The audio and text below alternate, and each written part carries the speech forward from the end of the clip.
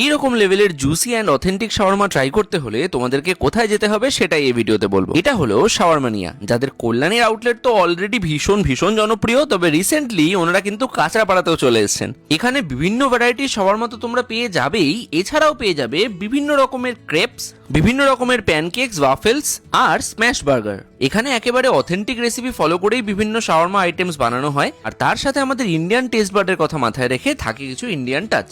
এখানকার যিনি শেফ, তিনি 7 থেকে 8 বছর ফরেনে কাজ করেছেন এবং তিনি হাইলি এক্সপিরিয়েন্সড। আমরা এখান থেকে শাওয়ারমা তো অবশ্যই ট্রাই করেছিলাম, যার টেস্ট ছিল এক কথায় জাস্ট অসাধারণ। তারপর ট্রাই করেছিলাম ক্রেপসের বিভিন্ন variety, crepe roll, crepe cake, আরো অনেক কিছু। প্রত্যেকটাই কিন্তু ভীষণই ইউনিক এবং দারুণ খেতে। এই ধরনের আইটেমস কিন্তু সচরাচর সব জায়গায় পাওয়া যায় না, সো একবার অবশ্যই ট্রাই করো। এখানকার কন্ট্যাক্ট নাম্বারও আমি তোমাদের সাথে শেয়ার করে দিলাম।